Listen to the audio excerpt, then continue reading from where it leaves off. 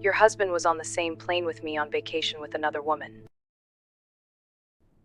Thank you for telling me.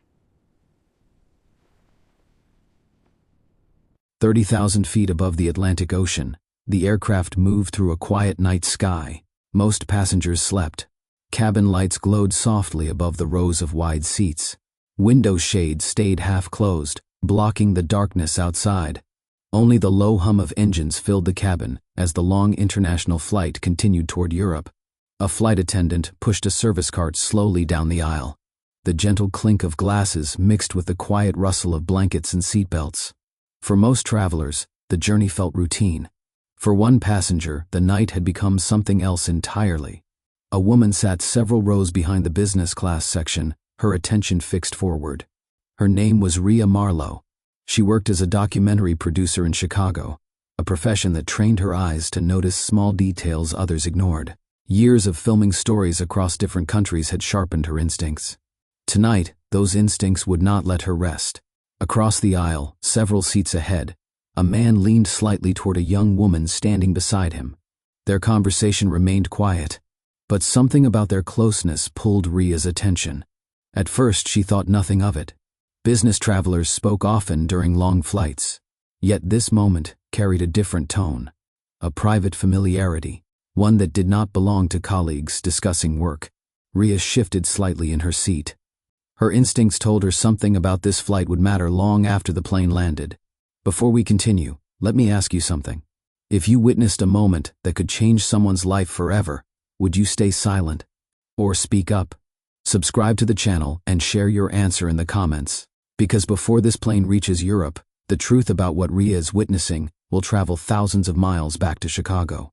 Rhea lowered the travel journal resting in her lap. Her attention returned to the man seated several rows ahead. The cabin remained dim as most passengers slept, yet the soft overhead light above his seat revealed enough for her to observe him clearly. He leaned back slightly, while a young woman stood beside him in the aisle. She had paused during a quiet moment when the flight attendants finished clearing dinner trays. Her posture carried ease, the kind shared between people who spent time together often. She bent closer so her voice would remain low. Rhea could not hear every word, but she heard enough. "Paris first," the woman said softly. The man replied with a calm confidence. "2 nights." Their voices carried familiarity, not the cautious distance of colleagues discussing a work schedule. The woman smiled, and the man responded with a look that lingered longer than politeness required. Rhea studied his face carefully. Something about him felt familiar. She searched her memory while pretending to return to her reading. Across the aisle, the woman straightened and walked back toward her own seat near the window. The man turned forward again, adjusting his jacket before closing his eyes as if nothing unusual had happened. But Rhea's instincts remained alert. Years of documenting human stories had taught her one truth. Small moments often reveal far more than people intend to show. Several hours later, the cabin lights brightened slightly as the crew began the late meal service. Passengers woke slowly. Some raised their window shades a little. Others stretched quietly in their seats. Rhea accepted a tray from the flight attendant and thanked her before placing the meal on the small table in front of her. Across the aisle, the same young woman leaned forward again. This time she did not stand. She simply reached across the narrow space between the rows while speaking softly to the man ahead. Rhea noticed the gesture immediately. The woman placed her hand lightly on his arm. It lasted only a few seconds, yet the gesture carried a familiarity no professional relationship required. The man turned toward her with an easy smile. Their conversation continued in low voices. At one point the woman laughed, a quiet sound that carried warmth rather than caution. The man responded with the same relaxed comfort. Rhea watched without moving. The small details now formed a clear pattern. The late whispers, the long glances, the easy touch during dinner. These were not the habits of coworkers traveling for a business conference. They were the habits of 2 people who believed no one around them was paying attention. Rhea slowly placed her fork down, because in that moment she began to realize she might know exactly who the man was. Rhea leaned back slowly in her seat. Her eyes returned to the man several rows ahead. Now she looked at him with careful focus. The shape of his face, the confident posture, the familiar tone in his voice. The recognition came quietly but firmly. Caspian Hale. The name formed clearly in her mind. Chief Executive Officer of Hale Vector, one of Chicago's fastest-growing logistics companies. But that was not the reason Rhea knew him. She knew him because of someone far more important, Lyra Caldwell, Rhea's closest friend. Years earlier, they met during university art classes in Chicago. Their friendship grew through shared projects, late-night talks, and long creative discussions about the future.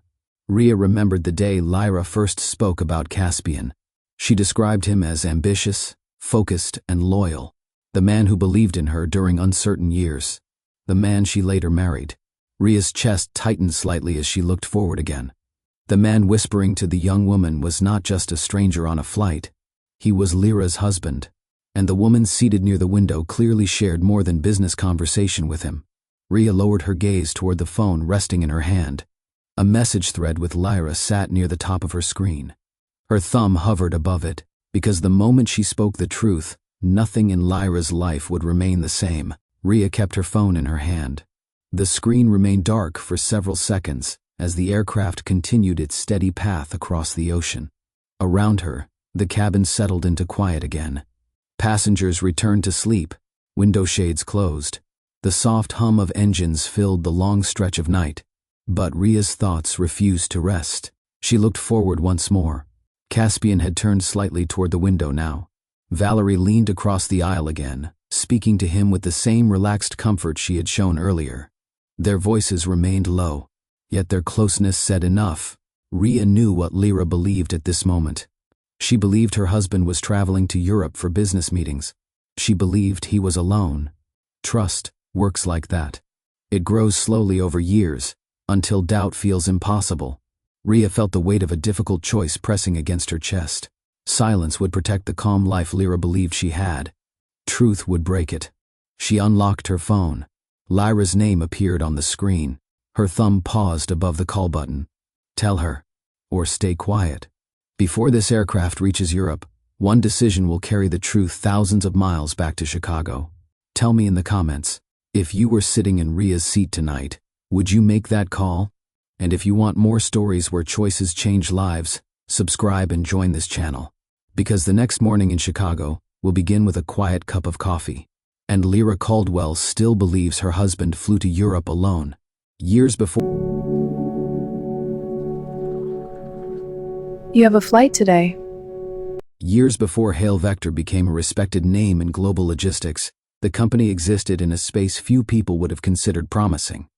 The office sat on the third floor of an aging brick building on the west side of Chicago.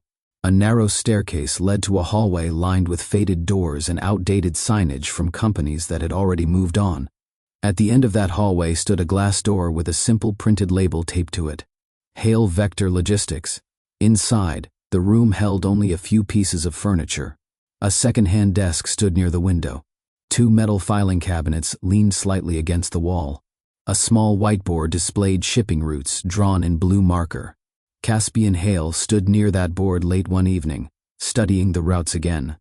Cargo movement between North America and Europe had become increasingly complex. Companies that moved goods across oceans needed speed, accuracy, and dependable coordination. Caspian believed he could build a company that handled those challenges better than the larger competitors. The problem was resources. Hale Vector had no large team. No global offices, no established reputation, only ambition. Caspian spent his days making calls to shipping companies, freight operators, and warehouse managers across different states. Some calls ended quickly. Others lasted longer, but rarely produced immediate contracts. Still, he refused to slow down. Every evening he returned to the small office and studied market patterns, shipping delays, and international trade routes. The city lights outside the window often stayed bright long after midnight. Yet Caspian remained focused. To most people, the company looked like a risky startup with uncertain chances of survival. To him, it represented something larger. Control over his own future, freedom to build something lasting, and the opportunity to prove that a determined idea could grow into a powerful enterprise. But during those early months, the office often felt quiet and uncertain. Success still lived far away. Investors had not yet arrived. Major clients had not yet trusted the company with their shipments. Only persistence kept the small operation moving forward, and persistence required more than ambition alone. It required someone who believed in the vision even during the long nights when progress felt slow. That person was Lyra Caldwell. She would soon walk through that glass door and quietly become the most important part of Hale Vector's earliest chapter. Lyra Caldwell did not arrive at Hale Vector as a corporate executive. She arrived as someone who believed in the person building it. When she first visited the small office, the place looked far from impressive. The furniture mismatched. Papers stacked across the desk. Shipping charts filled the walls. Caspian apologized for the disorder. Lyra only smiled.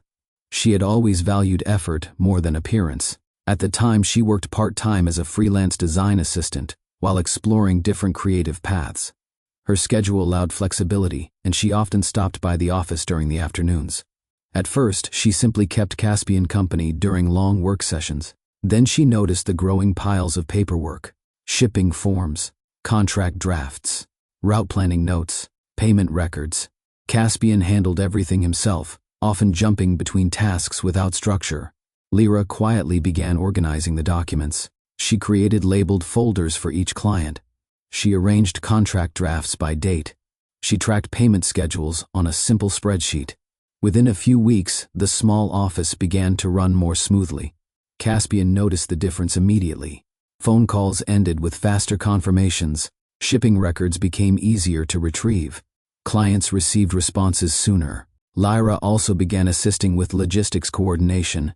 When a warehouse manager in Indiana requested updated loading instructions, Lyra handled the communication, while Caspian negotiated another contract. When a shipment schedule changed due to weather delays, she adjusted the paperwork before problems reached the client. Her calm attention to detail balanced Caspian's aggressive drive for expansion. Evenings in the office slowly developed a rhythm. Caspian worked the phones and investor contacts. Lyra organized the operational side.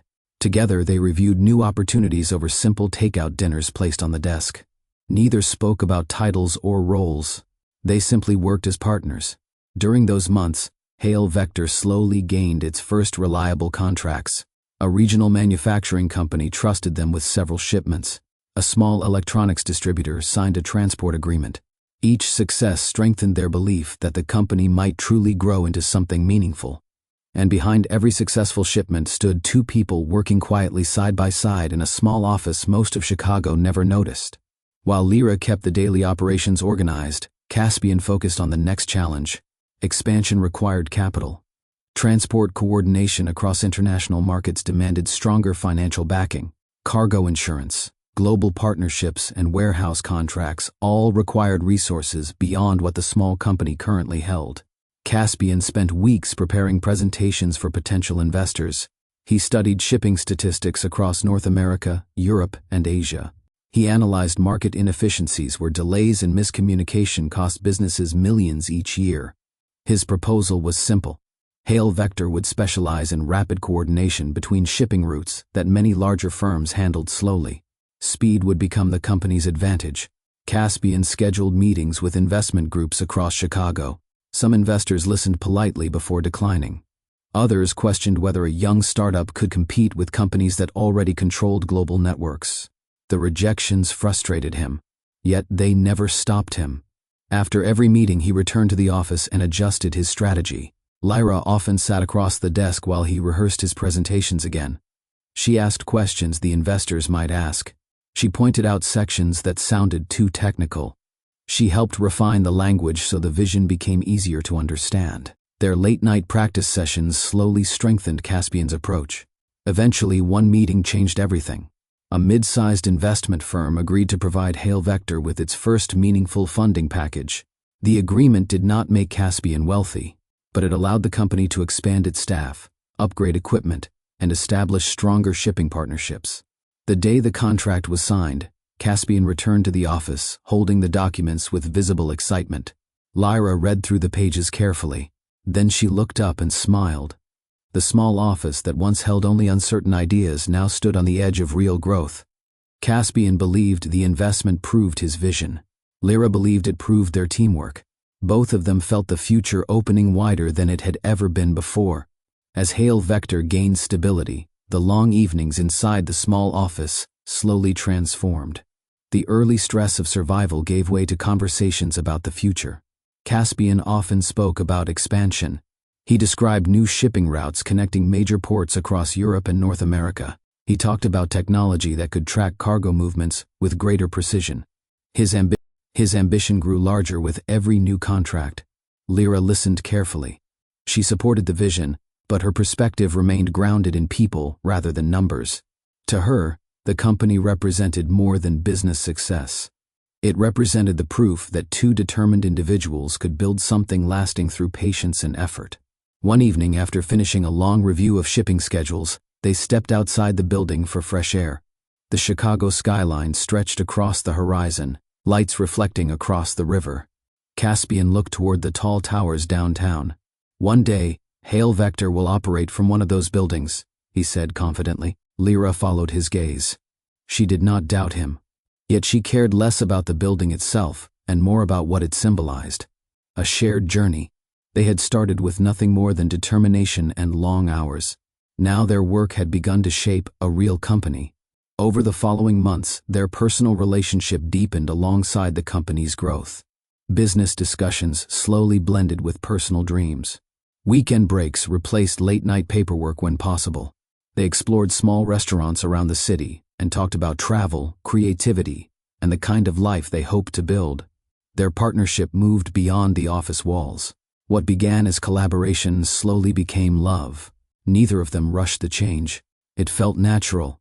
Just like the company they were building together, their relationship grew through time, trust, and shared effort. And soon both journeys would move forward at the same time. 2 years after Hail Vector first opened its small office, the company had already moved into a larger workspace near Chicago's business district. The staff now included several logistics coordinators, a financial assistant, and 2 operations managers. The growth still felt new, but the foundation had become strong enough to support expansion. During that same period, Caspian asked Lyra to marry him. The proposal took place on a quiet evening along the Chicago Riverwalk. They had just finished celebrating the signing of another major shipping contract. City lights reflected across the water as Caspian spoke about everything they had built together. Then he reached into his coat pocket and revealed a small ring. Lyra did not hesitate. Their wedding took place a few months later in a modest ceremony attended by close friends and early business partners. The celebration did not focus on luxury or spectacle. Instead, it reflected the journey they had shared. Several Hail Vector employees attended, including the warehouse manager who had helped secure their first shipping contract and the accountant who had managed the company's early finances. During the reception, Caspian thanked everyone who believed in the company during uncertain days. But his longest acknowledgement belonged to Lyra. He described her as the steady force behind the company's early stability, the person who organized chaos into structure, the partner who stood beside him before success ever arrived. Lyra listened quietly. She never asked for recognition. She only believed in building something meaningful together. As the evening ended, the newly married couple walked along the river once more. The future looked wide and promising. Hail Vector continued to grow. Their marriage carried the same hope. Neither of them imagined how success, ambition, and distance would one day test the bond that once felt unbreakable. The early success of Hail Vector did not remain small for long. Within 3 years, the company began securing contracts beyond regional shipping. Manufacturing companies across several states started relying on Hail Vector to coordinate cargo across oceans. What once existed as a small operation in a modest office slowly transformed into an international logistics network. The company opened partnerships with freight carriers operating through major ports in New York, Rotterdam, and Singapore. New software systems tracked shipments moving between continents. Warehouse partnerships expanded across several countries. Employees moved quickly through the new headquarters located in a modern building near Chicago's financial district. Computer monitors displayed shipping routes across multiple time zones. Inside the large glass conference room, Caspian stood confidently before investors and executives, presenting charts that showed Hail Vector's rapid growth. His leadership style impressed many people. He spoke clearly about strategy. He moved quickly between decisions. He rarely hesitated when problems appeared. Clients appreciated the speed. Investors admired the bold expansion. Soon business publications began mentioning Hail Vector among the fastest-growing logistics firms in the region. Success arrived faster than even Caspian expected. The company that once relied on takeout dinners and late-night paperwork now handled shipments worth millions of dollars each week. Employees respected the CEO who built it. Yet while the company expanded across continents, something else slowly changed inside Caspian. The pressure of growth began shaping his daily routine. Meetings filled his schedule from morning until late evening. New partnerships demanded constant travel and negotiation. Hail Vector had become the success he once dreamed about. But success often introduces a quiet shift. The same ambition that built the company now began pulling Caspian further away from the life he once shared with Lyra. As Hail Vector gained recognition in the logistics industry, attention from the media followed. Business magazines began requesting interviews with the CEO, who had built a growing international network in only a few years. Caspian quickly learned how to present his story. He spoke about innovation in cargo coordination. He described the need for faster global transport systems. He emphasized the importance of decisive leadership in competitive markets. Journalists appreciated his confidence.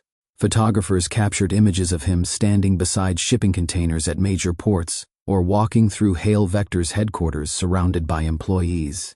Soon his name appeared frequently in business publications. Articles described him as a young executive reshaping logistics operations.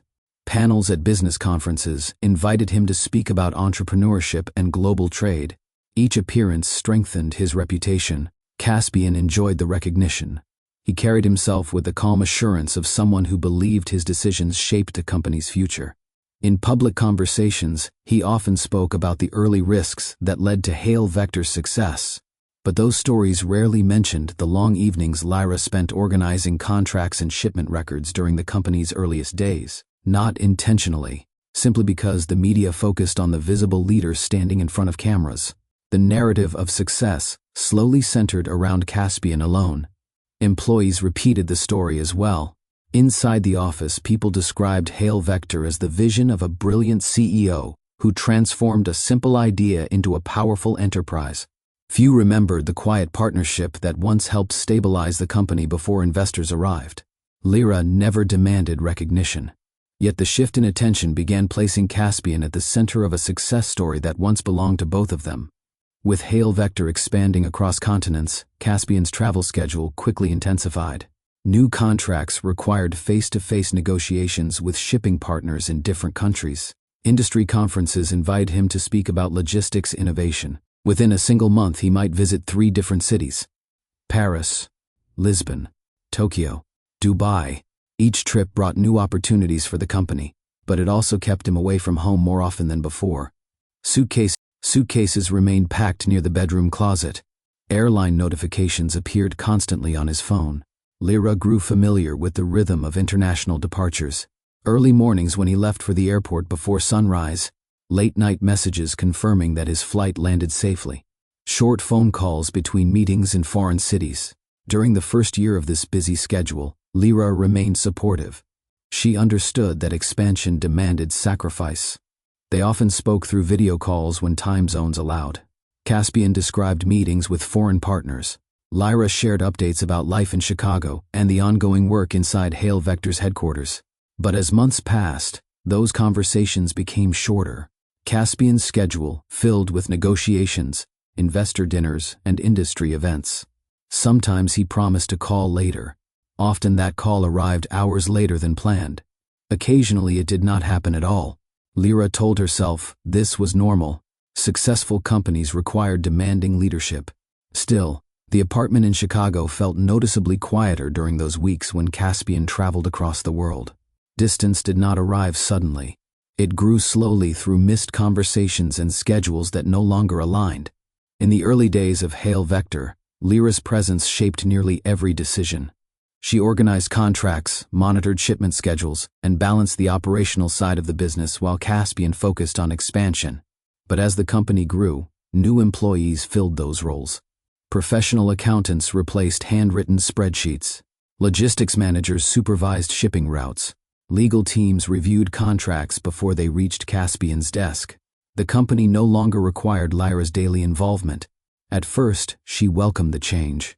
The business had grown large enough to function without constant improvisation. Yet, something unexpected followed.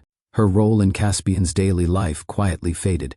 Evenings once spent discussing company challenges turned into silent dinners while Caspian checked messages from overseas partners. During weekends, he often prepared presentations for upcoming meetings or reviewed reports from the executive team.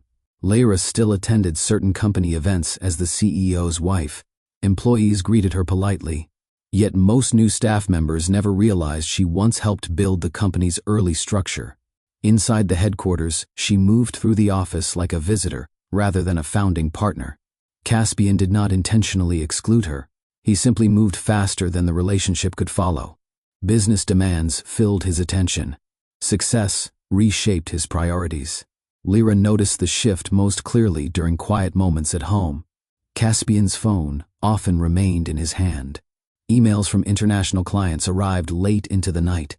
Their conversations gradually shortened, and the partnership that once connected their work and personal lives began fading into something more distant.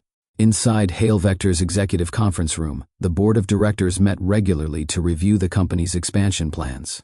Large screens displayed financial projections, shipping volume charts, and international growth targets. During these meetings, Caspian often stood at the front of the room presenting strategies with confident clarity. Board members admired his leadership. Several investors praised his willingness to take calculated risks in emerging markets. One director described him as the driving force behind Hale Vector's rapid success. Another commented that few executives could manage such fast expansion without hesitation. The praise came frequently. Caspian accepted it with quiet confidence. The board saw the company through numbers and public reputation. From that perspective, the story appeared simple. A determined CEO built a logistics company that moved cargo across continents. Few of them knew the details of Hale Vector's earliest struggles. Fewer still remembered the long evenings when Lyra organized paperwork while Caspian negotiated the first contracts. During one meeting, a board member casually referred to Caspian as the sole architect of the company's rise. No one corrected the statement. Lyra was not present in the room. Even if she had been, she would not have interrupted. Recognition had never been her motivation. Still, the story repeated often enough that it became accepted truth. Hale Vector existed because of Caspian Hale. The quiet partnership that once sustained the company faded from corporate memory. And as that narrative grew stronger, Caspian's identity as a powerful executive continued expanding far beyond the life he once shared equally with his wife. During the first years of their marriage, evenings held a comfortable rhythm. Caspian and Lyra often met for dinner after work, sometimes at small restaurants near the river, or at home in their apartment overlooking the city. Those meals allowed them to talk freely about the company and their personal plans. But as Hale Vector expanded, and Caspian's responsibilities multiplied, those dinners began disappearing from the calendar. At first, the cancellations came with clear explanations. A delayed meeting with investors, a conference call with partners in Europe, unexpected shipping complications that required immediate attention. Lyra accepted each change without complaint. She understood how demanding leadership could be. Still, the pattern slowly increased. A dinner reservation made earlier in the week would suddenly vanish from the evening schedule. Caspian often sent a short message while still at the office. "Running late. Don't wait for me." Sometimes the message arrived while Lyra was already seated at the restaurant. Other times, it came moments before the meal was ready at home. The reasons always sounded practical. Business emergencies, important negotiations, unavoidable delays. Lyra never argued, but she began noticing how frequently work replaced the time they once protected for each other. The apartment dining table remained set more often than it remained shared. The quiet space across from her chair reminded her that success carried a cost rarely discussed in business magazines. And that cost slowly appeared in the empty seat where Caspian once sat every evening. Another change appeared gradually. Caspian's phone rarely left his side. During the day, the device vibrated constantly with updates from shipping coordinators, executives, and international partners. Lyra expected those messages during business hours, but over time, the notifications continued long into the night. Even when Caspian returned home after a full day at the office, he often remained focused on the glowing screen. Messages arrived from different time zones: Europe, Asia, South America. Each required quick responses to maintain business momentum. Lyra tried not to interrupt. She read a book or watched television while he typed replies. Occasionally, he apologized for the constant interruptions. Global operations never stopped moving. Someone always needed answers. At first, the explanation felt reasonable, yet the tone of certain messages slowly caught Lyra's attention. Short conversations continued even after midnight. Sometimes Caspian stepped onto the balcony to answer a call quietly. Other nights he sat on the couch typing with focused concentration while the rest of the apartment remained silent. Lyra rarely asked questions. Trust had always guided their relationship. Still, the increasing secrecy surrounding those late-night conversations planted small doubts she tried to ignore. She reminded herself that leadership demanded availability, but leadership had never before required so many quiet messages after the world around them had already gone to sleep. Over time, the distance between Caspian and Lyra became less about schedules and more about emotional presence. They still shared the same home. They still attended certain company functions together. From the outside, their marriage appeared stable. Yet the connection that once filled their conversations began fading. Caspian spoke more about business results than personal experiences. Discussions about travel plans or future goals often shifted back toward corporate strategy. Lyra listened patiently, but she noticed how rarely Caspian asked about her own interests anymore. Her documentary ideas, her creative projects, the things that once filled their late-night conversations during the early days of Hail Vector. Even simple moments changed. Weekend mornings once spent walking along the lakefront became mornings when Caspian reviewed reports from international offices. Quiet evenings at home turned into silent hours while he checked updates from shipping partners. The change happened slowly enough that neither of them named it directly. Yet the emotional closeness that once defined their relationship grew weaker. Lyra sensed the difference, but struggled to describe it. Nothing dramatic had occurred.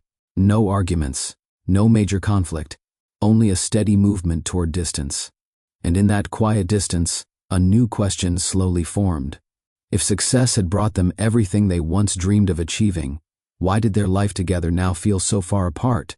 Several years after Hail Vector moved into its modern headquarters, the company continued expanding its internal departments. New roles appeared across the organization as international partnerships increased. Marketing teams managed brand visibility. Analysts tracked shipping data across multiple regions. Communications specialists handled press releases and corporate messaging. Among the new hires arriving during that period was Valerie Soren. Valerie joined the company as a communications strategist assigned to manage Hail Vector's growing public presence. Her role required close coordination with executives, especially the CEO, whose reputation had become closely tied to the company's success. From her first week in the office, Valerie moved through the headquarters with a sense of purpose that attracted attention. She asked detailed questions during meetings. She studied the company's past interviews and media coverage. She quickly learned how Hail Vector presented itself to investors and clients. The communications team appreciated her focus. Within a short time, she began rewriting several public statements and media responses, improving the clarity of the company's message. Her work helped shape how journalists and business publications understood Hail Vector's strategy. When the executive team held meetings to review communication plans, Valerie often presented new approaches to strengthen the company's brand. She believed that strong messaging could influence how clients trusted a company's leadership. Her suggestions impressed several managers, but one person noticed her efforts more than anyone else: Caspian Hale. During one strategy meeting, he observed how confidently Valerie explained her communication proposal. She spoke without hesitation, presenting a clear structure for how the company should address upcoming media interviews. When the meeting ended, Caspian remained in the room for a moment longer. He looked at the notes she left on the conference table. For the first time, he began paying attention to the newest member of Hail Vector's communications team. Valerie quickly developed a reputation within Hail Vector as someone who understood both communication strategy and executive psychology. She did more than write press statements. She studied how leaders presented themselves in public. Her reports analyzed tone, posture, and messaging used by executives in different industries. During internal presentations, she often explained how certain phrases could influence investor confidence or public perception. Her colleagues respected her preparation. She rarely arrived at meetings without organized notes and clear recommendations. Valerie also carried a natural confidence that made people listen. She spoke directly and maintained steady eye contact when presenting ideas. Many employees noticed that she seemed comfortable around senior executives. Unlike some younger staff members who hesitated during discussions with leadership, Valerie participated easily in conversations about strategy. Her ambition also shaped her approach to work. She believed Hale Vector had the potential to become one of the most recognizable logistics brands in the international market. For Valerie, working closely with a fast-growing company offered the chance to build an impressive career. She studied every public appearance Caspian made. She analyzed his interviews. She suggested adjustments to strengthen the company's image. Her reports often reached Caspian's desk. At first, he skimmed them quickly, but over time he began reading them more carefully. The recommendations showed a clear understanding of how leadership presence influenced business credibility. During one review meeting, he commented briefly on her work. "Your communication plan for the Lisbon conference was well organized." The recognition lasted only a moment. Yet for Valerie, the acknowledgement carried importance. It meant the CEO had noticed her contribution. From that point forward, she worked even harder to prove that her ideas could help strengthen Hale Vector's influence in the global logistics industry. As Hale Vector continued expanding its international operations, the executive team prepared for several important public appearances. Industry conferences invited Caspian to speak about logistics innovation and global cargo coordination. Preparing for those events required careful messaging. The communications department developed briefing documents outlining key points Caspian should emphasize during interviews and panel discussions. One afternoon, Valerie delivered a revised briefing package directly to Caspian's office. She expected a quick review. Instead, Caspian asked her to stay for a few minutes while he looked through the material. He studied the notes carefully. Valerie's suggestions simplified complex logistics language into clearer statements that investors and journalists could easily understand. She also included questions reporters might ask during interviews along with suggested responses. Caspian leaned back slightly in his chair. "You prepared all of this yourself?" "Yes," Valerie replied. "I studied the previous interviews and adjusted the messaging." Caspian nodded. Her work showed careful attention to detail. More importantly, it showed an understanding of how leadership presence shaped public trust. After that meeting, he occasionally invited Valerie to review communication strategies before major events. Their conversations remained professional. They discussed interview topics, industry trends, and how the company should present its future plans. Valerie respected his decisiveness. Caspian appreciated her ability to translate complex strategies into clear language. Over time, these meetings became more frequent. Executives often asked Valerie to attend certain strategy sessions so she could prepare communication guidance afterward. Caspian noticed how easily she adapted to fast-moving discussions. Unlike many employees who waited quietly during executive meetings, Valerie contributed thoughtful observations when invited to speak. Gradually, Caspian began viewing her not simply as a communications employee, but as someone whose insights supported his leadership presence. And that recognition created the first personal connection between them. The shift from professional interaction to something more personal happened slowly. It began during one of Caspian's international trips. Hale Vector had scheduled meetings with shipping partners in Lisbon, and several senior staff members traveled to prepare presentations. Valerie joined the trip to assist with media communications surrounding the partnership announcement. After the meetings ended, a group of executives planned a dinner at a nearby restaurant overlooking the harbor. The evening began as a formal business gathering. Conversations focused on shipping contracts and expansion strategies. But as the dinner continued, some staff members left early to prepare for flights the next morning. Eventually, only a few people remained at the table. Later that night, Valerie and Caspian found themselves discussing communication strategies for future events. Their conversation shifted naturally toward broader topics. They spoke about travel experiences. They compared views on leadership and ambition. Valerie expressed admiration for the way Caspian had built Hale Vector from a small company into an international network. Caspian listened with interest. She understood the pressures of leadership in a way many people did not. Before leaving the restaurant, Caspian thanked her for the work she had done during the trip. Valerie walked back to the hotel feeling energized by the conversation. In the weeks that followed, similar dinners happened during other international visits. At first, they occurred in group settings with other executives present. Later, the meetings became smaller. Sometimes they simply continued discussing company plans after the formal meetings ended. Each conversation lasted a little longer. Each discussion became slightly more personal. Neither of them acknowledged the shift, but the distance between professional colleagues and personal connection had already begun narrowing. Over time, Valerie began viewing her conversations with Caspian through a more personal lens. She admired his confidence. She admired the discipline required to build a company that now operated across continents.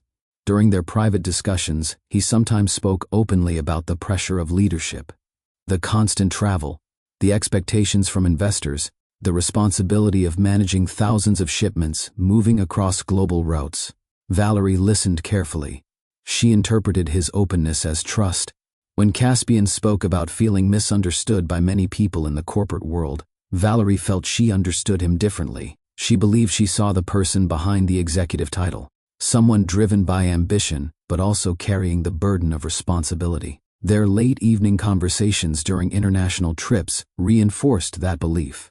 Sometimes, they sat together reviewing communication plans for upcoming events. Other times, the discussion moved away from work. They talked about personal goals, travel experiences, and what success meant to each of them. For Valerie, those conversations created emotional closeness. She began imagining a future where their connection extended beyond work. Caspian rarely encouraged those thoughts directly, but he also never created distance. He appreciated the admiration she showed. He enjoyed the attention. During one overseas trip, their professional boundaries finally shifted. A private dinner conversation lasted long after the restaurant closed. What followed became the beginning of a secret relationship that neither of them openly discussed inside Hale Vector's headquarters. For Valerie, the connection felt meaningful. For Caspian, it felt like an escape from the structured life he maintained at home. And quietly, during those overseas trips far from Chicago, the first steps of their hidden relationship began forming. Late afternoon light stretched across the wide glass walls of Chicago's O'Hare International Airport. Inside the international terminal, travelers moved steadily toward departure gates. Suitcases rolled across polished floors. Digital boards updated flight schedules every few seconds, while announcements echoed across the high ceiling. Airlines prepared aircraft for overnight routes to Europe. Passengers gathered near their assigned gates, some speaking excitedly about upcoming vacations while others focused quietly on business trips waiting across the ocean. Among the crowd moved Caspian Hale. He walked through the terminal with the focused pace of someone accustomed to frequent travel. His dark coat hung neatly over his shoulders, and a small carry-on suitcase rolled beside him. Several travelers glanced at him without recognizing the CEO whose company coordinated cargo across continents. To them, he was simply another passenger heading toward an international flight. Caspian checked the departure screen. Paris. Boarding would begin soon. He adjusted his watch and continued toward the airline's executive security entrance. For most people, the terminal represented the start of an ordinary journey. For Caspian, this trip held a different purpose. A business conference waited in Europe, but someone else was already inside the terminal, preparing to board the same flight for reasons that had nothing to do with corporate meetings. Near the far side of the terminal stood a separate security lane reserved for frequent international travelers and airline executives. Caspian approached the entrance with practiced familiarity. Travel had become routine during Hale Vector's expansion years. Airport procedures no longer slowed his pace. A security officer checked his boarding pass and identification before allowing him through the private lane. Within minutes, he passed through the scanners and stepped into the quieter area reserved for premium passengers. Large windows overlooked the runway, where aircraft lined up for evening departures. Caspian paused briefly to review messages on his phone. Updates from the Hale Vector office continued arriving even while he traveled. Shipment confirmations, contract revisions, brief notes from executives preparing for meetings later that week. He responded quickly to several messages before placing the phone back into his coat pocket. The Paris conference would occupy only 2 days of his schedule. After that, he planned to spend additional time in Europe before returning to Chicago. He walked calmly toward the departure gate. At that moment, he believed the journey ahead would remain completely private. No one from his personal life was expected on this flight. At least, that was what he assumed. Several rows of seats near the boarding gate filled with passengers preparing for the overnight flight. Among them sat Valerie Soren. She arrived early and chose a seat near the window overlooking the runway.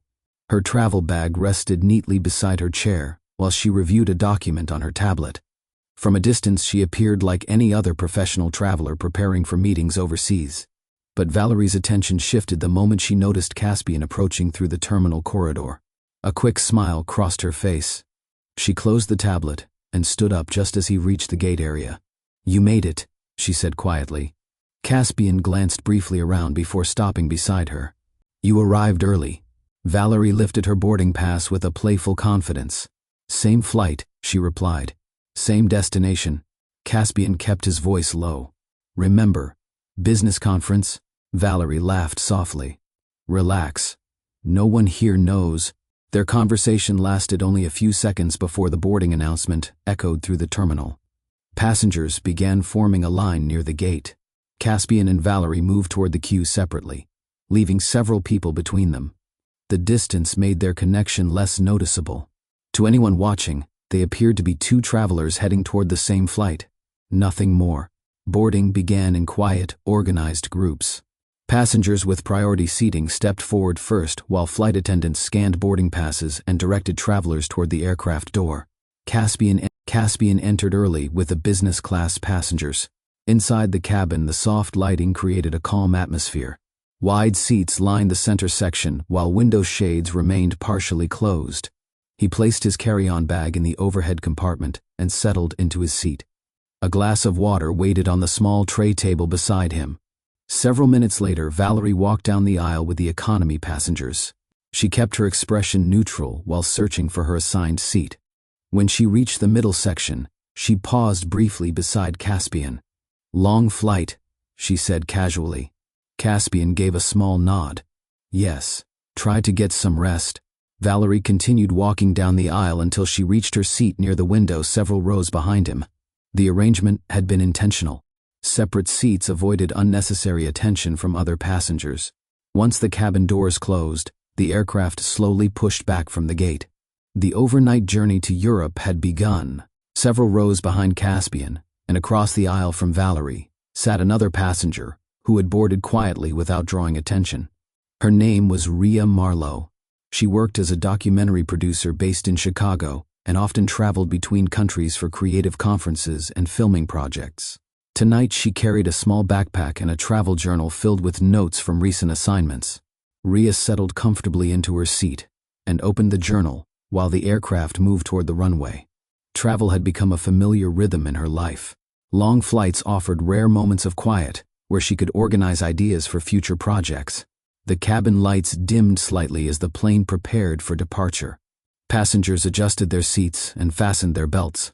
Rhea glanced briefly around the cabin before returning to her reading. Across the aisle, Valerie looked out the window while waiting for the aircraft to lift from the ground. Several rows ahead, Caspian leaned back in his seat, reviewing something on his phone. At that moment, Rhea paid little attention to either of them. They were simply fellow travelers sharing the same overnight journey. None of the three passengers realized how closely their paths were about to connect once the aircraft reached cruising altitude. Several hours after departure, the aircraft reached steady altitude above the Atlantic Ocean. Cabin lights dimmed as many passengers settled into sleep. Flight attendants moved quietly through the aisle, offering drinks and blankets to those still awake.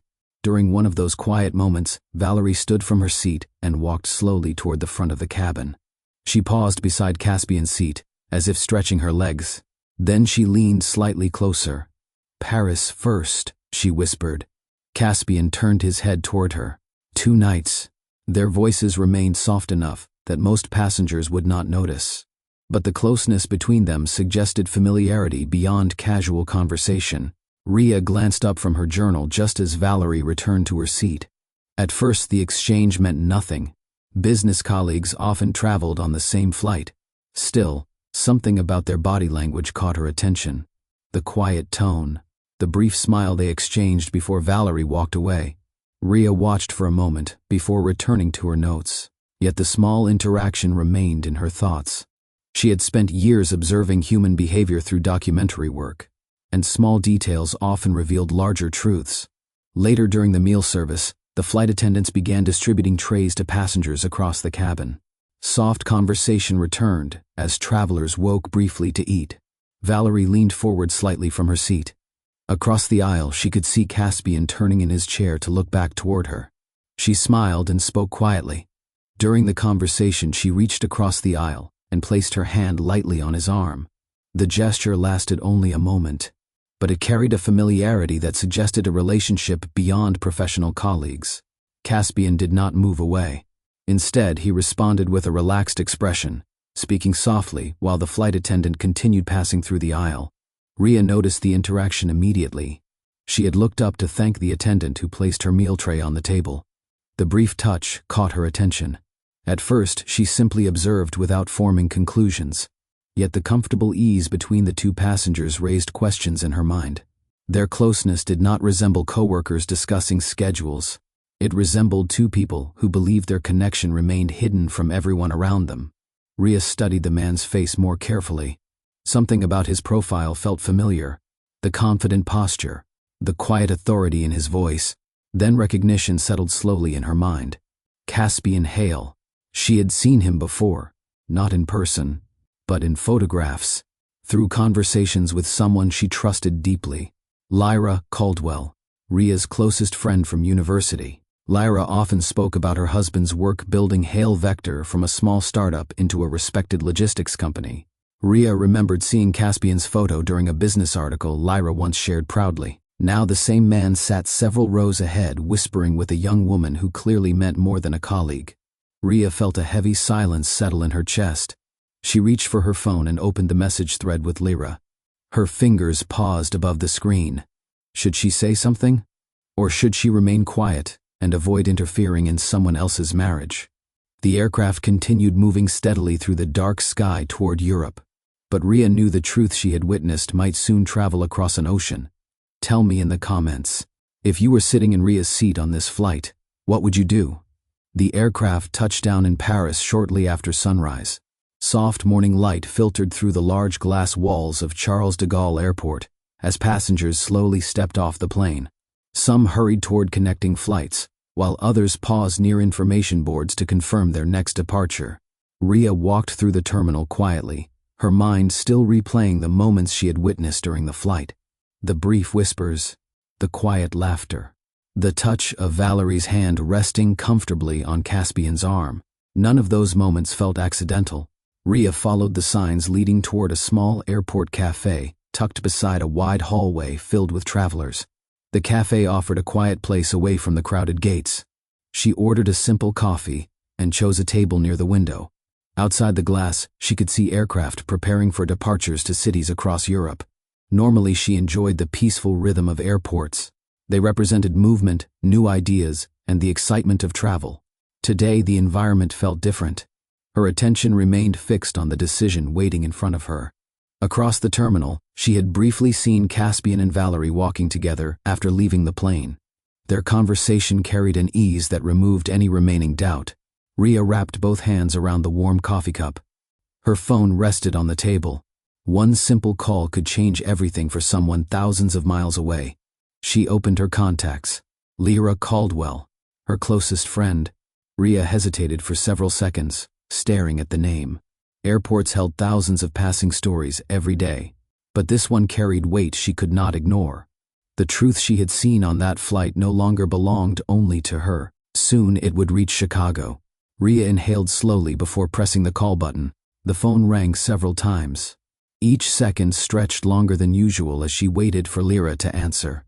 Thousands of miles away, the morning in Chicago had already begun. Lyra stood in the kitchen of the apartment overlooking Lake Michigan, preparing coffee before starting her day. Her phone vibrated on the counter. When she saw Rhea's name appear on the screen, she smiled and answered immediately. "Rhea, I thought you were traveling today." "I am," Rhea replied softly. Lyra leaned against the counter.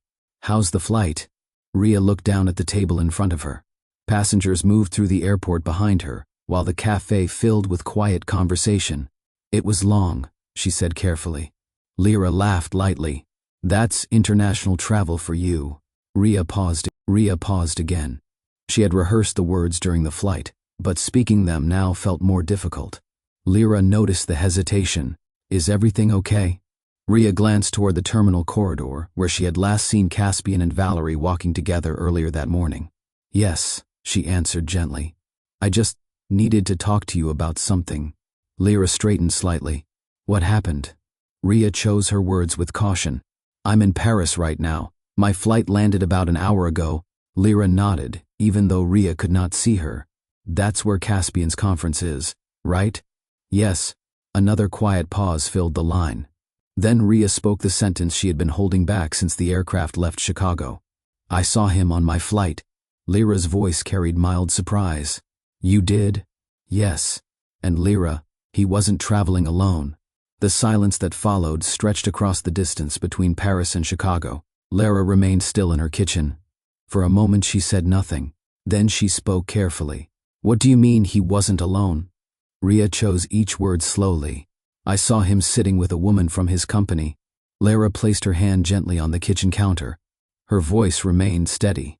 You're sure it was Caspian? Yes. Rhea did not rush the explanation. She described what she had seen during the flight.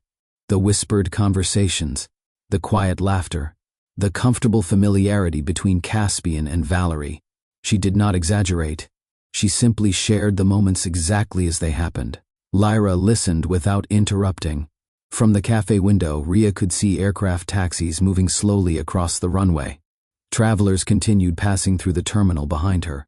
Life moved forward as usual for everyone around her. But inside the quiet phone call, a marriage was shifting. Finally, Lyra asked one final question. Did they seem close? Rhea answered honestly. Yes. Another long pause followed. Neither woman raised her voice. Neither reacted with anger. The conversation remained calm. Rhea feared she might have caused pain, yet she knew silence would have protected the wrong truth. After several seconds, Lyra spoke again. Her voice carried a quiet strength. Thank you for telling me. Rhea closed her eyes briefly. I didn't want to hide it from you. I know, Lyra replied softly. I'm glad you told me. The call ended soon after. But the truth now existed in a place where it could no longer be ignored. After the call ended, Lyra remained standing in the kitchen. The morning sunlight streamed through the large apartment windows overlooking Lake Michigan. Cars moved along the streets below as Chicago began another ordinary day. Nothing in the city had changed. Yet something inside Lyra's life had shifted permanently. She walked slowly toward the living room and sat down near the window. Rhea's words repeated quietly in her thoughts. Caspian on the flight, a woman beside him. The familiar gestures Rhea described. Lyra felt no sudden anger. Instead, a deep calm settled around her. Trust, once broken, does not always explode into emotion. Sometimes it simply becomes clear. She remembered the early years when Hale Vector existed only as a small office and a determined dream. She remembered the long nights when she helped organize contracts while Caspian searched for investors. Back then they believed success would strengthen their future. But somewhere along the path, ambition had changed the balance between them. Lyra stood and walked outside. The cold wind from the lake carried a sharp clarity across the shoreline. She followed the walking path along Lake Michigan, moving slowly while watching the waves roll against the rocks. People passed her without noticing the quiet storm unfolding inside her thoughts. Lyra understood one truth clearly. Rhea had given her honesty, and honesty deserved gratitude. She took out her phone and sent a short message. Thank you for telling me. Then she continued walking along the lakefront, alone with the reality that her life had just entered a new chapter. The cold air along Lake Michigan carried a steady wind as Lyra continued walking along the shoreline. The path stretched beside the water, lined with runners, cyclists, and early morning commuters moving toward their daily routines. Yet Lyra barely noticed the activity around her. Her mind drifted backward through the years. She remembered the small office where Hale Vector first began. The narrow staircase, the glass door with the simple company name taped to it. Inside that room, she and Caspian had spent countless evenings building something that once felt impossible. There were nights when the phone barely rang, weeks when new contracts seemed out of reach, yet they stayed committed to the idea. Lyra remembered sitting at the small desk organizing stacks of paperwork, while Caspian paced across the room preparing for investor meetings. Sometimes they ordered inexpensive takeout meals and worked late into the night. Other times, they simply sat together, reviewing plans for how the company might grow one day. Back then, success felt distant, but their partnership felt strong. They believed they were building both a company and a life together. Lyra paused near the edge of the lake, watching the waves push gently against the rocks. She understood something clearly now. The company they built had succeeded, but somewhere along the journey, the partnership behind it had quietly weakened. Ambition had changed the rhythm of their life. Responsibilities had replaced the simple teamwork that once connected them. And now the truth she learned from Rhea confirmed what small signs had been hinting for months. The man she married was no longer the same person who once shared that small office and those uncertain dreams. Lyra resumed walking along the lakefront path while the city slowly awakened behind her. Morning traffic began filling the streets near the shoreline. Office workers crossed intersections while cafes opened their doors to early customers. Life continued as usual for everyone else. Inside Lyra's thoughts, a quiet realization was forming. She replayed recent months in her memory, the canceled dinners, the late-night messages that kept Caspian's attention fixed on his phone, the growing distance during conversations that once felt easy and natural. At the time, she had explained each change as the cost of success. Global companies demanded constant attention. International travel created demanding schedules. But now, with the truth revealed, those moments carried a different meaning. They were not only signs of business pressure, they were signs of someone drifting away from the relationship that once shaped his life. Lyra stopped briefly near a bench overlooking the water. She thought about the young woman Rhea had described on the flight. A colleague from Hale Vector, someone who now shared private moments with Caspian during international trips. Lyra felt the weight of the situation clearly. Still, anger did not rise inside her. Instead, she felt something calmer, clarity. Caspian had made choices. Those choices revealed how much their relationship had changed. And understanding that truth allowed Lyra to face the situation without confusion. Some people respond to betrayal with confrontation. Others respond with silence. Lyra knew her response would follow a different path. She believed dignity carried greater strength than emotional chaos. Her next steps would reflect that belief. By the time Lyra returned to her apartment, the morning sun had fully risen over Chicago. Light filled the living room through the tall windows, overlooking the lake. The space felt calm and quiet. She placed her coat near the doorway and walked slowly toward the desk in the corner of the room.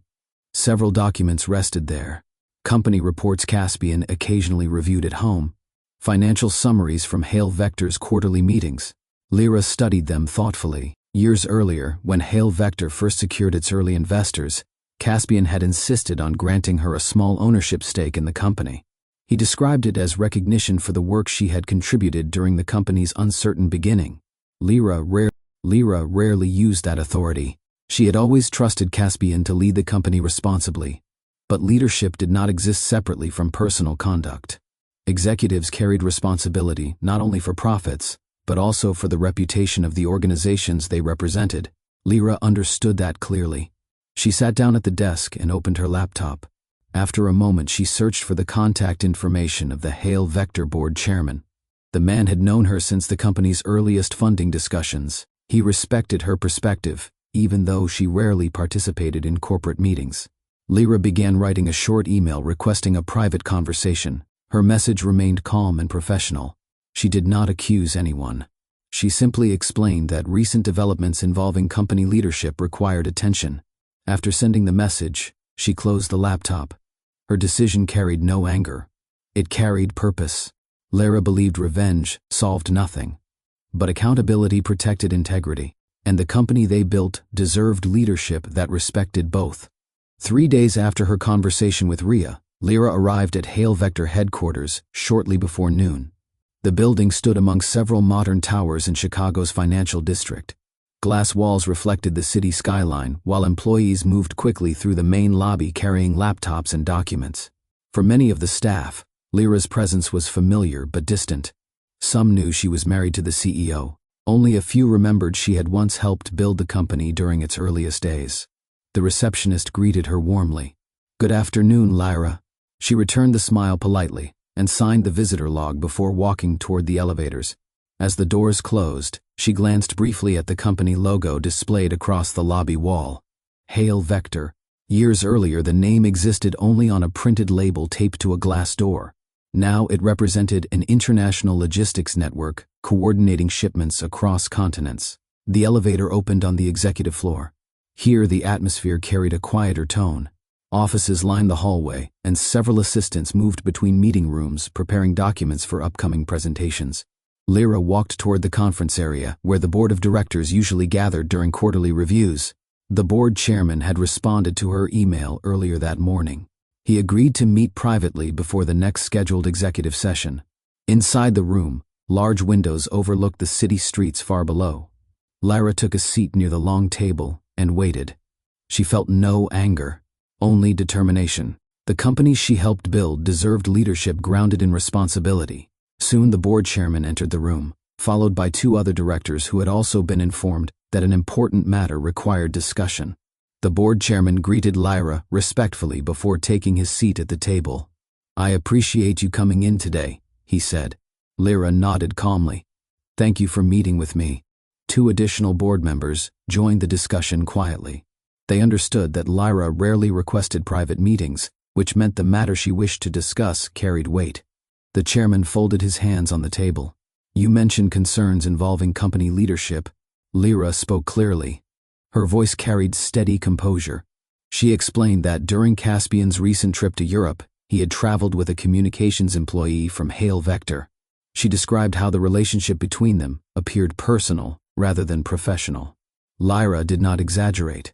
She simply repeated what Rhea had witnessed during the flight and afterward in the Paris terminal. The room remained silent as the directors listened. Corporate leadership required more than strong financial performance. Executives represented the credibility of the entire organization.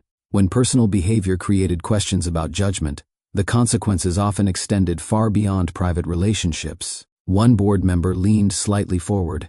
"Are you certain about what occurred?" Lyra answered honestly. "Yes." Another director looked toward the chairman. "This could affect the company's reputation if it becomes public." Lyra nodded. "I understand." Her tone remained measured. She had not come to create scandal. She had come to protect the integrity of the company. The board members exchanged thoughtful glances.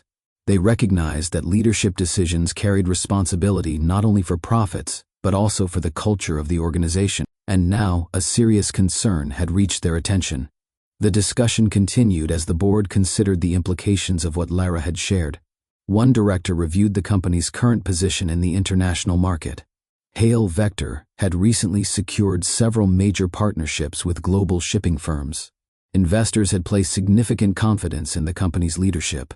Another board member raised a different concern. If senior executives begin mixing personal relationships with employees during business travel, it introduces risk. Corporate policies existed to protect both the organization and its staff.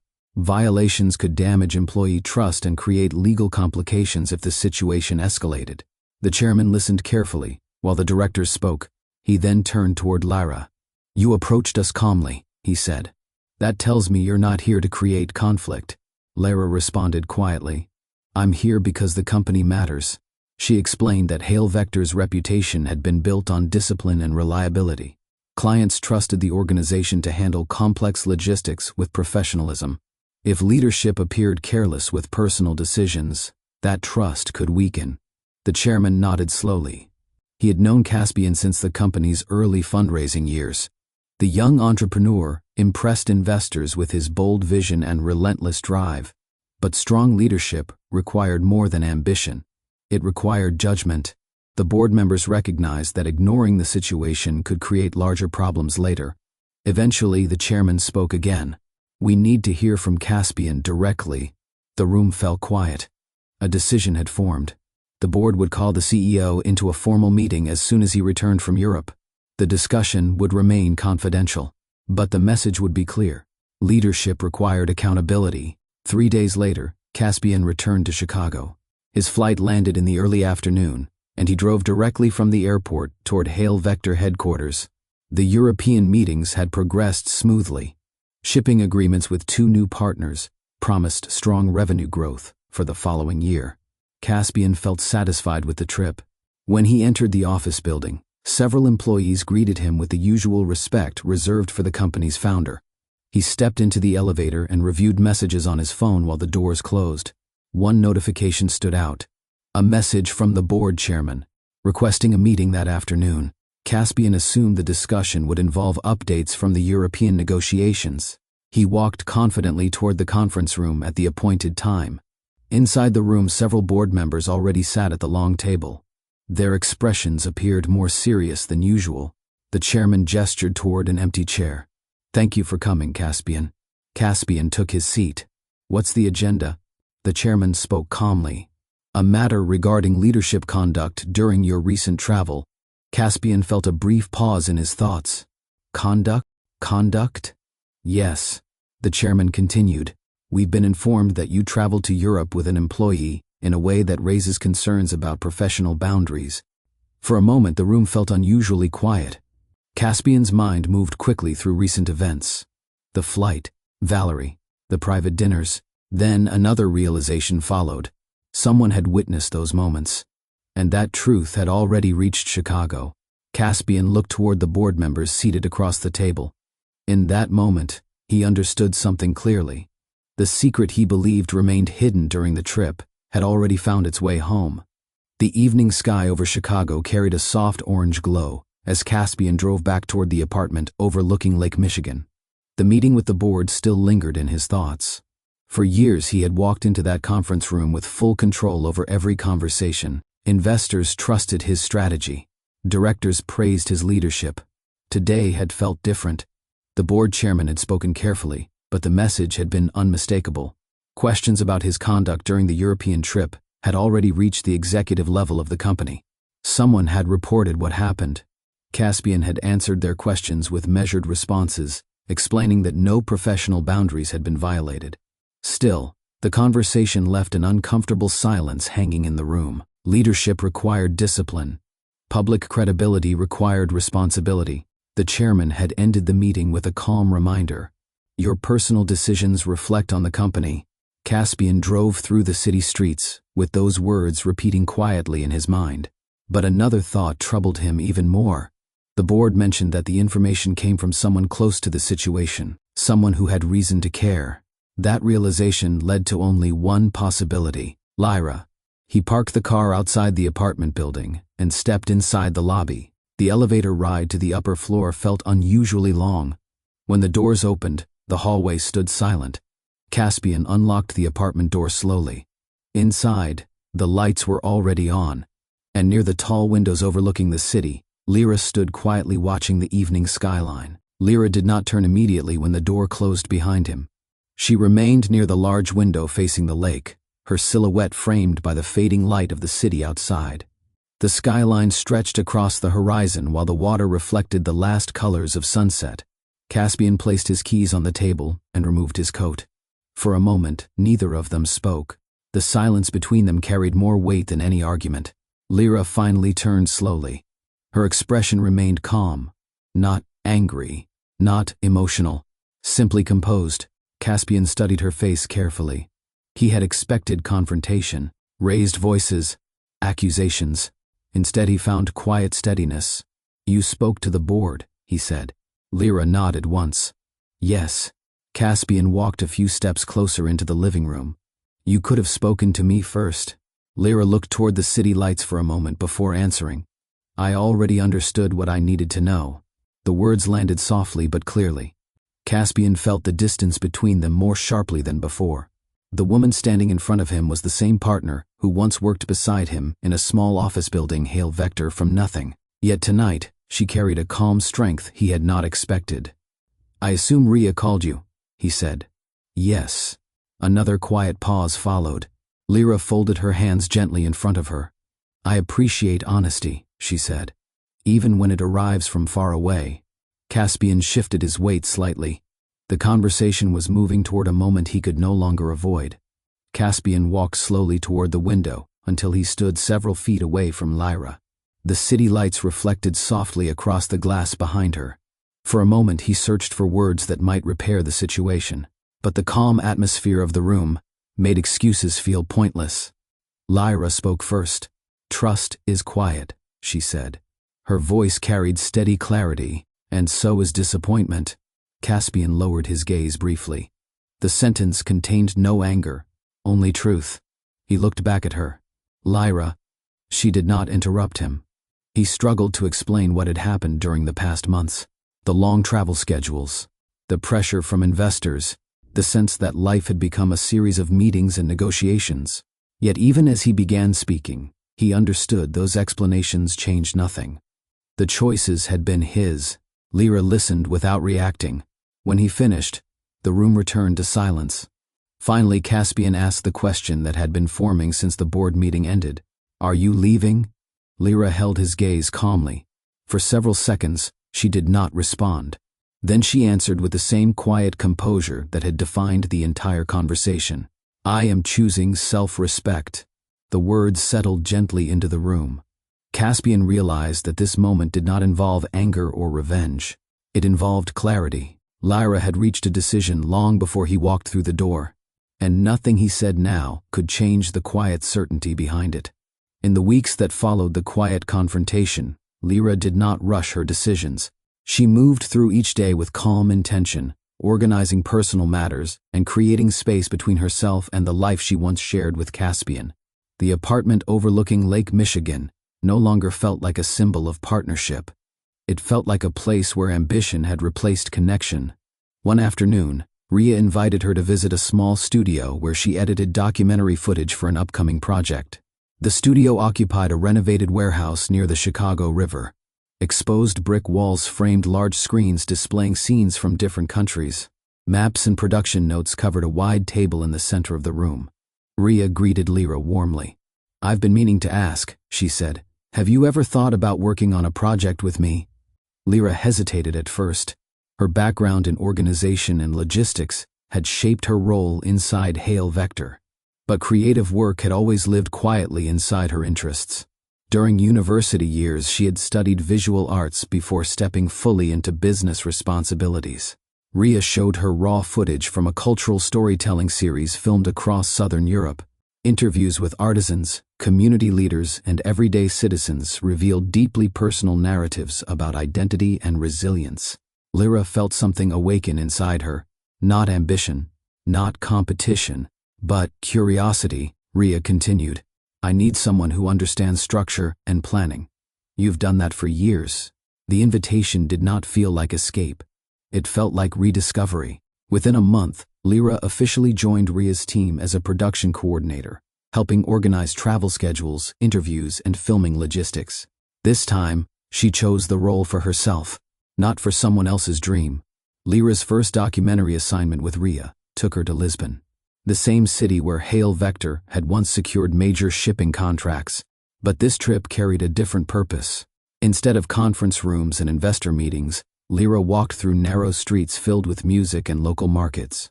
She helped arrange interviews with artists whose work reflected their community's history. Travel felt different now. During her years beside Caspian, international trips often revolved around corporate strategy and formal dinners. Now her days focused on human stories. She coordinated filming permits, scheduled interviews, and managed equipment shipments for the crew. Her background in logistics proved valuable in unexpected ways. Rhea often praised her calm organization under pressure. "You handle this better than anyone I've worked with," Rhea said during one long filming day. Lyra smiled. For the first time in years, her skills served a purpose that felt personally meaningful. They traveled to Barcelona next, then Rome. Each city offered new perspectives. Lyra listened carefully during interviews, observing how individuals rebuilt their lives after hardship or loss. She recognized something in their stories. Strength born from clarity. The more she traveled, the more her confidence expanded. She was no longer defined by her role as someone's wife. She moved independently through airports, arranged production schedules, and negotiated filming access without hesitation. Each boarding pass represented forward movement, not escape, growth, Working alongside Rhea opened doors Lyra had once closed quietly within herself.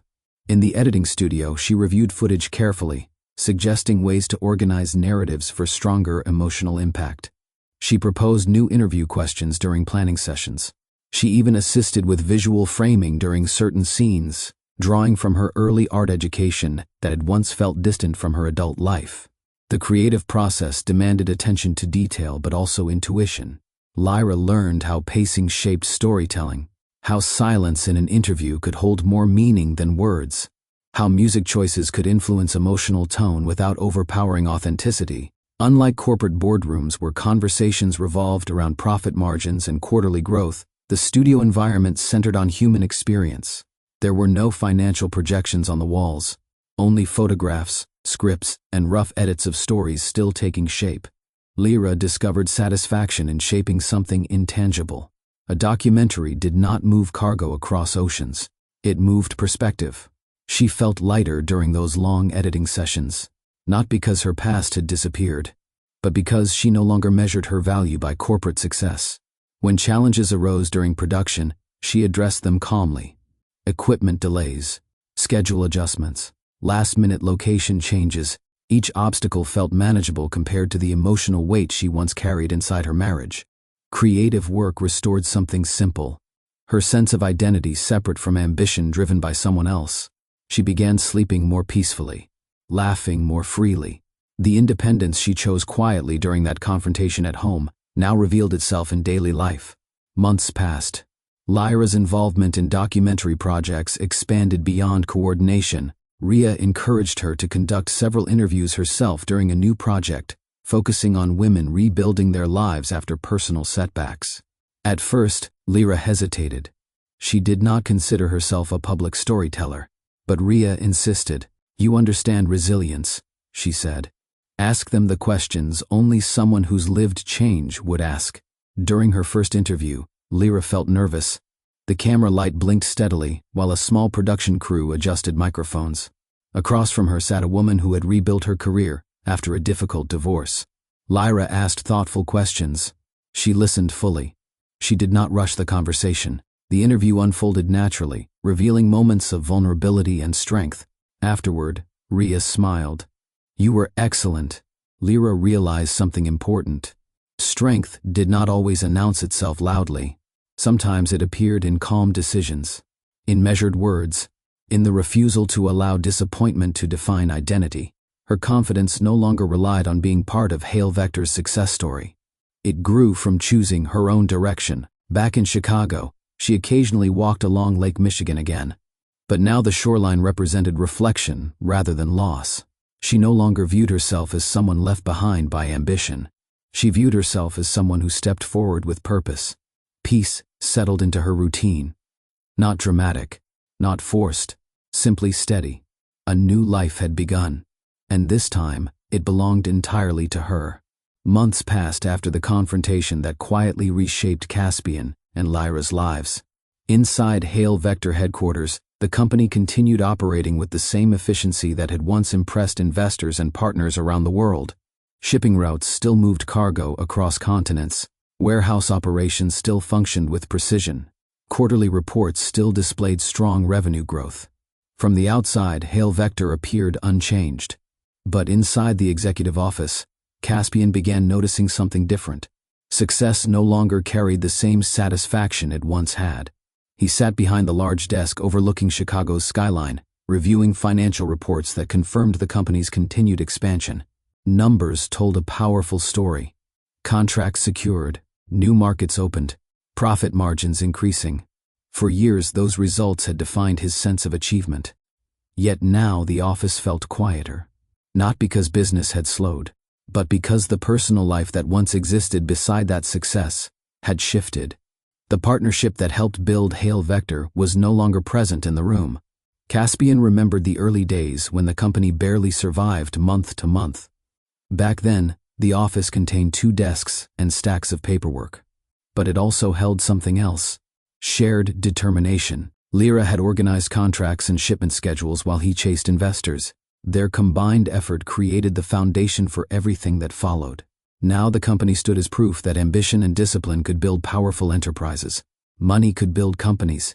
Investment could expand influence. But the reports spread across Caspian's desk revealed only part of the truth. Financial success could construct organizations. It could create offices, systems, and global networks. What it could not guarantee was the preservation of trust between two people. And that realization marked the beginning of a lesson success itself had never taught him. Caspian began noticing how different parts of his life had followed different rules. In business, strategy and persistence produced measurable results.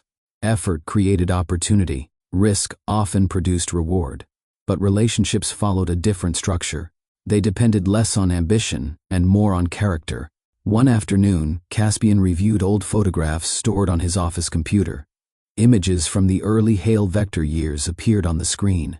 A small office with mismatched furniture, shipping charts taped to the wall, Lyra sitting across the desk organizing contracts while he prepared presentations for investors. Those memories carried a quiet honesty. Back then, success had not yet arrived, but the partnership between them had been strong. They trusted each other completely. That trust had grown from daily actions. Listening, supporting, respecting the effort, both of them contributed. Over time, as the company expanded, Caspian's focus shifted almost entirely toward business growth. Travel schedules increased. Executive meetings filled his days. Public recognition strengthened his identity as a powerful leader. Without noticing it clearly, he had begun neglecting the character traits that once defined his relationship with Lyra. Patience, attention, presence. Ambition had not destroyed the relationship. Neglect had. Character builds relationships slowly through consistent choices. When those choices change, the relationship changes with them. Caspian leaned back in his chair and closed the photo gallery. The lesson felt simple now, yet understanding it had come too late to preserve what once existed. As months passed, the board of directors continued monitoring Hale Vector's leadership carefully.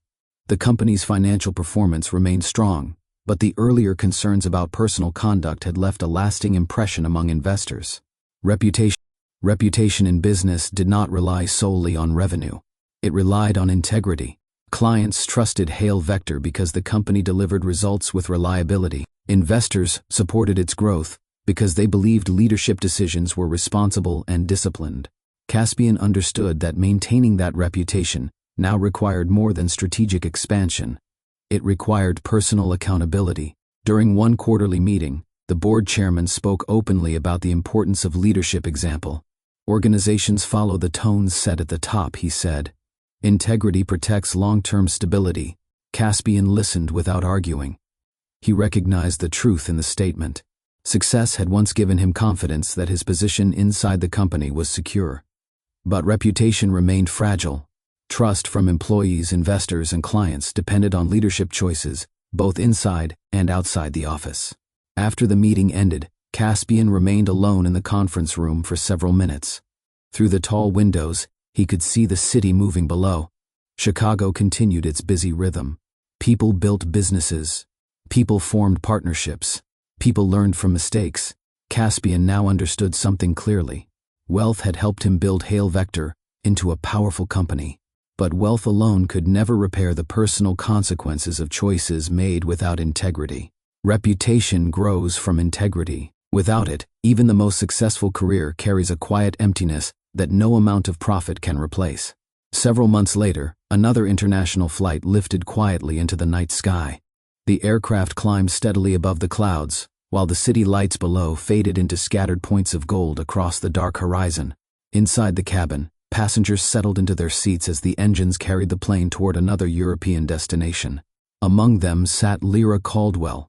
This time the journey felt completely different from the flight that had unknowingly changed her life months earlier. She sat beside the window, watching the distant glow of the horizon as the aircraft leveled at cruising altitude. Across the aisle, Rhea Marlowe reviewed notes for the next documentary project waiting for them overseas. Their production team planned to film several interviews across Spain and southern France.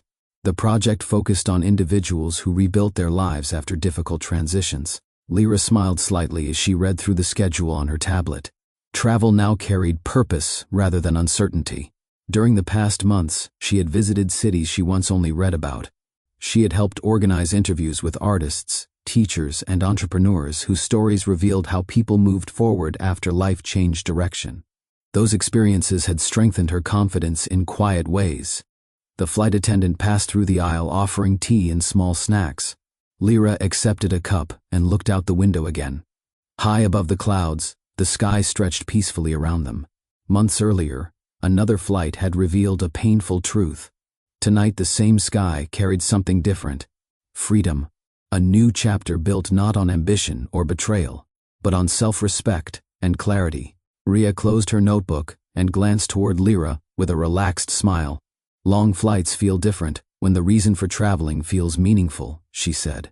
Lyra nodded. That's true. They had spent the past months working closely on documentary projects across several countries. The collaboration strengthened their friendship in ways neither of them expected. Rhea admired how calmly Lyra rebuilt her life after the difficult conversation that ended her marriage. Many people might have responded with bitterness. Lyra had chosen something else. Growth. Across the cabin, other passengers watched movies or slept under dim lights while the plane continued across the ocean. Lyra reflected briefly on how different this journey felt compared with the 1 month earlier. That earlier flight carried hidden conversations and quiet tension. Secrets moved silently between rows of seats, while truth waited to surface. Tonight, nothing remained hidden. There were no whispered exchanges between travelers pretending to maintain distance. No uncertainty about what waited at the end of the trip. Only two friends traveling together toward work that mattered to them. Lyra understood something clearly now. Freedom does not always arrive through dramatic events. Sometimes it grows quietly after a person chooses dignity over conflict. She had walked away from a life where success overshadowed respect. Now she traveled through the world guided by her own purpose, and the peace that followed felt stronger than any victory built on revenge. The cabin lights dimmed slightly as many passengers prepared to sleep. Lyra remained awake, watching the endless stretch of clouds beneath the aircraft. The quiet moment gave her time to reflect on the path that had led here.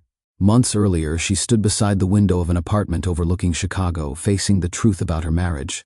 That moment had felt heavy, but it also carried clarity. Choosing self-respect had not been easy. It required leaving behind a life that once seemed permanent. Yet the decision created space for something new. Creative work, international travel, conversations with people whose stories reminded her that life continues evolving long after difficult chapters end. Rhea leaned slightly toward her seat. "Do you ever regret your decision?" she asked gently. Lyra shook her head. "No." She looked out the window again. Peace matters more than appearances. For a moment, neither of them spoke. The aircraft continued its steady journey above the clouds. "Before we close this story, let me ask you something. What lesson did you take from Lyra's decision? Share your thoughts in the comments below. If this story meant something to you, take a moment to support the channel. Like the video, share it with someone who might need the message, and subscribe for more stories about choices, dignity, and the quiet strength people discover when life changes direction.